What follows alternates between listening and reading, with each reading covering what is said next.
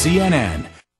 Following the breaking news in New York, no charges for a white New York City police officer accused in the chokehold death of an African-American man. The grand jury's decision sparking some demonstrations in New York City. We've got some new video.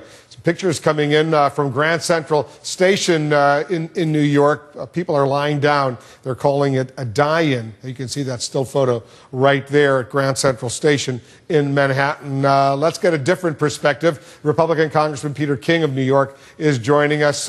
Congressman, thanks very much for joining us. What's your reaction to the grand jury decision today? First of all, the death was tragic, and our hearts have to go out to the Garner family. Having said that, I do not believe, I feel strongly the police officer should not have been indicted. I've been following this case from the start. You had a 350-pound person who was resisting arrest. The police were trying to bring him down as quickly as possible. If he had not had asthma and a heart condition and was so obese, almost definitely he would not have died from this. The police had no reason to know that he was in serious condition. I know people were saying that he said 11 times or 7 times, "I can't breathe." Well, the fact is, if you can't breathe, you can't talk. And if you've ever seen anyone locked up resisting arrest, and I've seen it, and it's been white guys, and they're always saying, "You're breaking my arm, you're choking me, you're doing this." So police hear that all the time. They, in this case, a chokehold is not illegal. It is against department regulations, but as you look carefully, I don't think it was an intent to put him in a chokehold because he does move the baton as he brings him down. Also, people are saying very casually that this was done out of racial motives or violation of civil rights.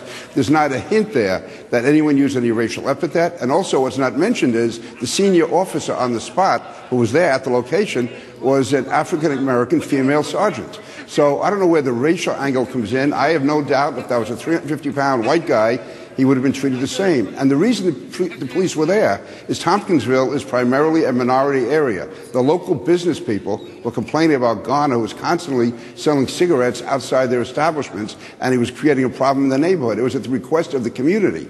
The people in that minority community who went to police headquarters who wanted the police out there to remove him. So this was not any attempt by the cops to harass some guy for selling cigarettes. It was the request of the community that it be done, and this was a minority community, struggling business people trying to make a living.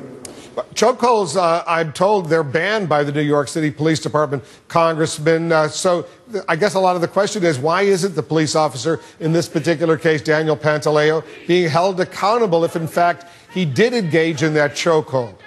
First of all, it's not illegal. It's against departmental policy, so that has nothing to do with committing a crime. Secondly, there is a real debate as to whether or not that was a chokehold, because he did not seem to sustain the baton at the Adam's apple, but as he's bringing him down and move to the right. And again, I don't think there's any indication here that they intended to choke him. That was the intention. When you have a 350-pound guy who's resisting, and he's almost 6 or 7 inches taller than you try to grab him where you can and bring him down. And when he was on the ground, I heard somebody before said they beat him, nobody punched him, nobody kicked him. They tried to get his hands behind his back and handcuff him. And you talk to any cop, the toughest thing to do is to cuff someone who doesn't want to be handcuffed. And so to me, and remember, they didn't know that this was being videoed, and yet there's no indication of any racial remarks. There's no attempt to kick him or punch him while he was down.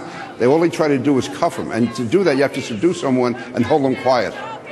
Because the allegation is that he was, selling cigarettes without tax. That's a pretty minor crime. So the question is, was it excessive force to go ahead and try to apprehend him with all these police officers surrounding him and using that kind of force? Well, first of all, he wasn't going to go. Once the police come to arrest someone and he resisted, you have to arrest him. You can't have the community see someone being able to walk away from an arrest. The cops have to establish themselves. And again, they were there at the request of the minority business owners in the community who felt that this man was interfering with their business. So they were there serving a purpose for the local community. And again, he was resisting arrest. Once he started to resist arrest, they had no choice but to try to bring him down. And I don't think there's any evidence at all, any indication that they wanted to choke him or they wanted to kill him or cause any severe harm at all. Is it appropriate that Eric Holder, the Attorney General of the United States, is about to formally announce a federal Justice Department investigation into what happened? I don't see how there's any civil rights violation here. And I think it should also be kept in mind, Wolf, that no one has done more to save the lives of young African Americans than the NYPD. There are thousands of young African Americans alive today because white and black police officers put their lives on the line every day, going into the toughest neighborhoods to protect them. There's been, again, in the last 20 years, there's been about a 70–80% reduction in murders, and the overwhelming majority of those murders had been committed against African Americans. That's been reduced, and that should be brought out and made clear. The greatest beneficiaries of the NYPD are the African American community, and President Obama, if he's serious about trying to bring racial peace to this country, the last thing he should be doing is having Al Sharpton sit in the White House. When he says that people in the African American community don't trust the police, one of the reasons is because agitators like Al Sharpton are constantly criticizing and attacking and denouncing the police before he has any idea what the facts are. All right, Peter King, the congressman from New York, the son of a police officer, himself grew up in New York City, so it's obviously a subject that hits right at home to this United States congressman. Thanks very much for joining us. Thank you, Wolf.